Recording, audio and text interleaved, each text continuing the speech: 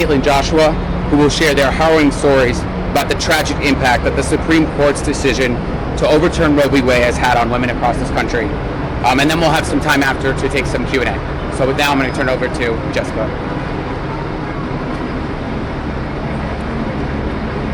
I'm here today to tell my story yet again because I believe it's important to remind the voters of Trump's disrespect of women.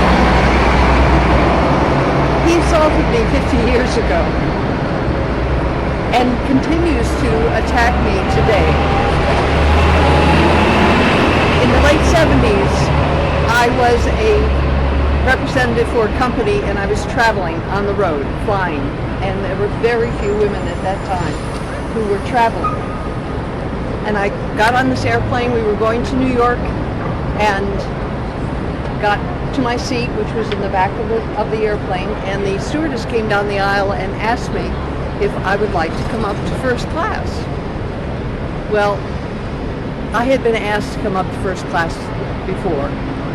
Much better accommodations in the back of the bus. So up I went, and I was seated in the first row next to a gentleman who had the window seat. He turned to me, he introduced himself as Donald Trump. We proceeded then to have a conversation. Well, he had the conversation, speaking about himself and how important he was in New York City. They served the meal, it was good. After the meal was over, all of a sudden this man started grabbing me and trying to kiss me, and it was like he had 47 arms like an octopus, but not a word, not a sound was spoken. But when he started to put his hand up my skirt, that gave me enough energy to wiggle out of the seat, and I stomped back to my seat at the back of the bus. I waited until the plane landed and let the entire plane empty out. Well, all I could think of is this was a jerk. Wouldn't be the first time I'd met a jerk. He was a jerk. But 2 years later, I had left that job and I had come to New York City to work. And I got a job where it was a nonprofit, and they were having a fancy gala at Saks Fifth Avenue, right down the street here. It was a lovely New York experience. And I was in charge of the table chairs. In comes Donald Trump, and I looked at him and I thought, I remember you. And as I'm handing him his table assignment, and he looked at me and he said, I remember you. You're that lady that cunt on the airplane. Well, it was like a bucket of cold water had been thrown over me. And it was like all of a sudden I was alone in this room that was packed with people. So that really cemented the whole experience. Years go by, years. 2015, I realized that this guy is actually going to run for president. So I wanted everybody that I knew to find out to know what kind of a person he is. So I started telling everybody, my coworkers, my family, my book club, anybody and everybody that I could get to pay attention to me. But it was during the debates, and this was after the Access Hollywood tape had come out, and he had said the things that he said, which was the same thing I experienced. He didn't ask my permission.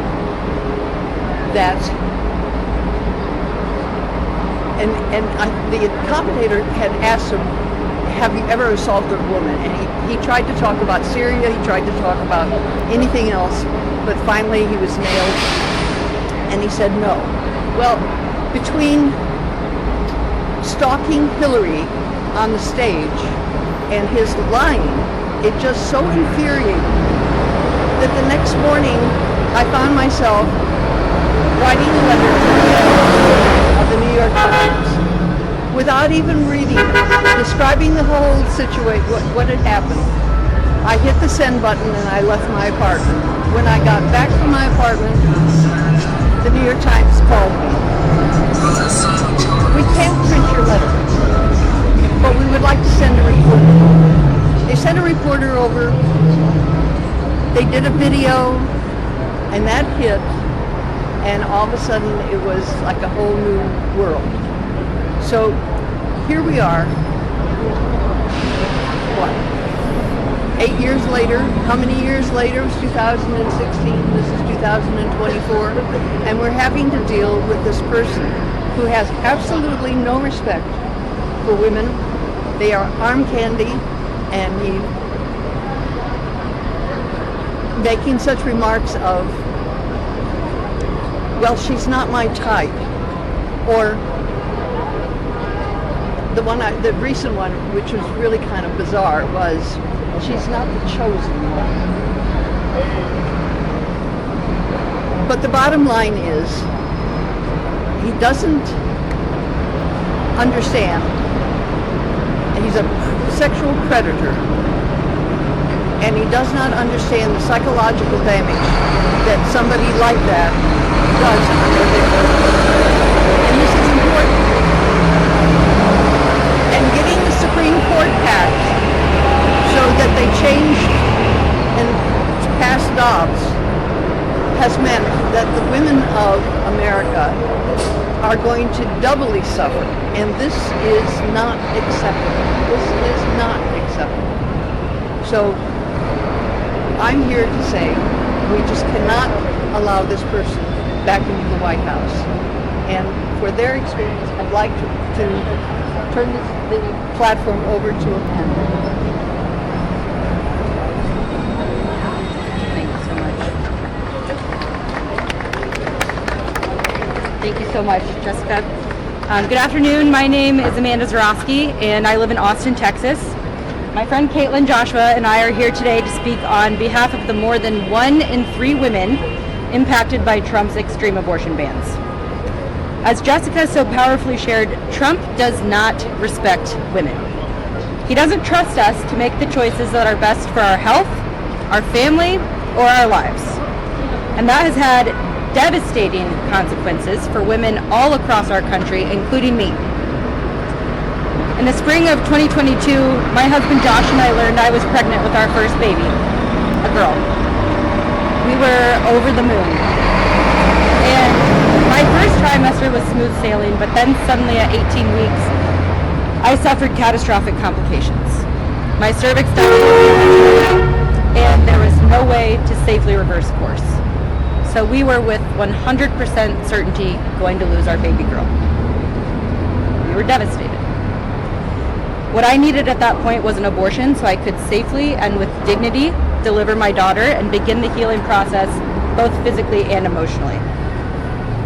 But unfortunately, this was post-Roe, Texas, and the near-total abortion ban had gone into effect just 2 days after my water broke. Ending the pregnancy would have been considered an illegal abortion. My doctor would be at risk of loss of her license and even jail time. So I was told to wait until I got so sick that my life was considered in danger, which is one of the rare exceptions in Texas where a doctor can actually intervene. So it took 3 days and a near-death crash into septic shock before I could get the health care that I desperately needed. After stabilizing my vitals enough to deliver our baby Willow, I crashed again with another bout of sepsis and was transferred to the ICU.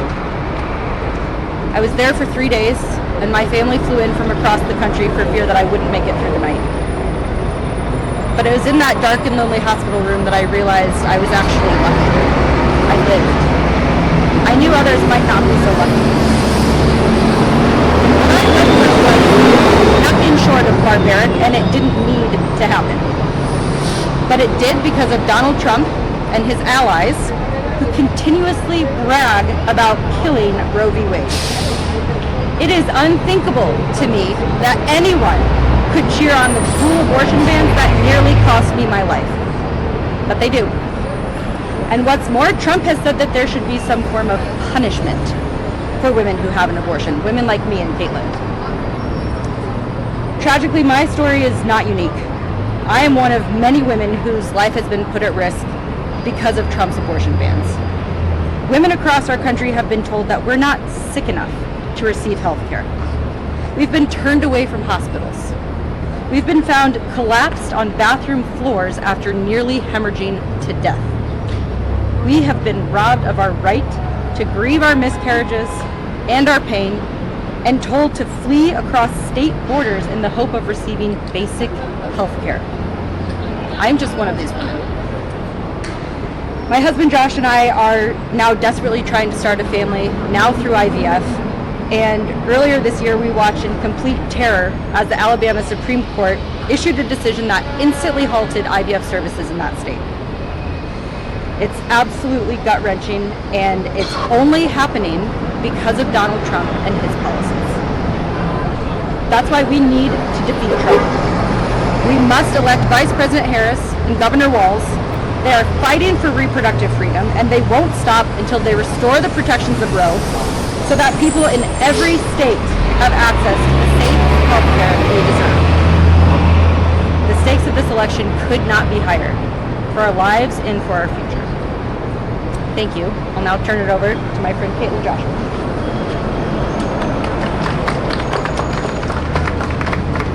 Good afternoon. My name is Caitlin Joshua and I'm from Louisiana. I'm here today to speak about the stakes of this election for reproductive freedom and the threat a second term of Trump poses. Just weeks following the overturn of Roe v. Wade in 2022, my husband Landon and I were thrilled to find out I was pregnant. Our daughter was 4 at the time, and we thought it was the perfect time to have a second baby. But Louisiana's abortion ban impacted my pregnancy from the very start. When I called to schedule my first prenatal appointment, I was told I would have to wait an entire month. I asked on the phone, is this because of what I think? And they said yes. Because of the abortion ban, prenatal appointments were being scheduled later, when miscarriages are less common, to avoid potential medical legal liability for medical providers. Early on, unlike during my first pregnancy, I experienced mild cramping and spotting. Then at around 11 weeks, just 1 week before my first prenatal appointment, I started experiencing major blood loss and pain worse than childbirth. My husband was at work, so I drove myself to the local emergency room. There, the medical team evaluated me and told me that my fetus had completely stopped growing. I realized I was having a miscarriage, but because of the state's abortion ban, the healthcare team was afraid to tell me what was happening. They sent me home saying they would pray for me.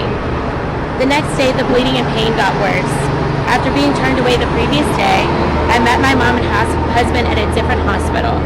I was losing so much blood at this time, the security guard put me in a wheelchair. The standard treatment for a miscarriage, for anyone that doesn't know, what I was experiencing in that moment is exactly the same as abortion care. Yet in the second hospital, I was told by the staff, we're not doing that right now, and to go home and wait. Ultimately, it took me weeks for me to pass that pregnancy at home, and I was absolutely terrified. This experience has made me see how Black women die at alarming rates in this country. I've received hundreds of letters from women across Louisiana who have had similar experiences, and we know this is happening in states across the country. Because of abortion bans, physicians simply cannot practice medicine based on their training and expertise.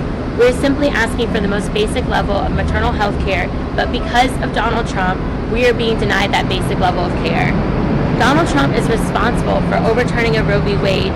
He brags about unleashing these extreme abortion bans across the country and calls them a beautiful thing to watch. He has said women should be punished for having an abortion and that states have a right to monitor women's pregnancies and enforce those laws. And he has no plans to stop there. Donald Trump says he would like to lead the way in passing a nationwide abortion ban. No state would be safe if that happened. That's why I'm doing everything I can to defeat Donald Trump and elect Vice President Harris and Governor Tim Walz.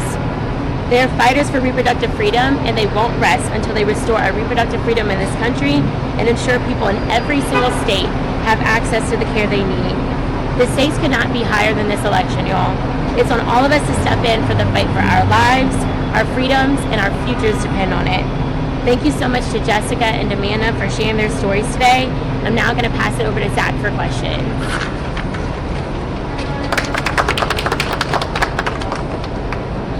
Thanks all again, and we're going to take a few questions now.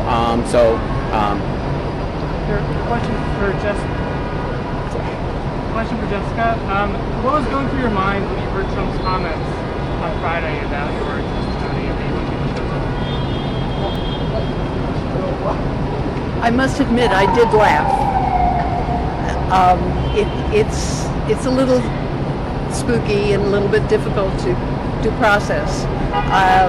He does seem to be kind of obsessed, but here I am. Please, are you considering filing a defamation lawsuit against the former president at this point? Well, we're considering a number of options because of his latest remarks, but no decision has been made at this time. I see you here today like very, very strong and standing in front of this building. And I remember a year ago, you kind of came out of testimony like a little nervous and you said it was uncomfortable to tell it. You wouldn't want to tell the story again. It was uncomfortable. So what kind of inspired you to come here today? Well, during a court case, sitting in a room with a judge and a jury, it's a jury of your peers, and you're telling a story that makes everybody uncomfortable. It's different when you're either telling friends or you're telling your family, although it was difficult for my son. But for a gathering of people, then it is a little bit easier. But in a court case, you're on your mettle. You want to make sure that what you're saying is the absolute truth, because the jury knows when you're lying. Are you here on behalf of the Harris campaign? Are you a surrogate? No, not at all. So who's paying for this whole event? I mean, you didn't pay for this yourself, correct? No, I have no financial interest in this at all. Okay, last question. We have time for one more. Sorry. We've heard from E.G. Carroll and we've heard as well about after Trump has disparaged her publicly that she experienced an increase in death threats. Is that anything that you can relate to when he says things like he said on Friday after he testified at the trial? I don't have any internet Facebook presence, so I have not ever experienced any threats. In fact, I've only received, not only from New York people, but the people who live in the town that I now live in, I have received nothing but a thank you and the comment that you're so brave, which is enough to put the fear of God into you. But the bottom line is, just about every woman has experienced, and probably some men, has experienced some physical, sexual aggression in their life, in their work, in their home. They do not forget. And they go on with their lives, but it's never the same. All right. Thank you all so much for being here. We really appreciate it.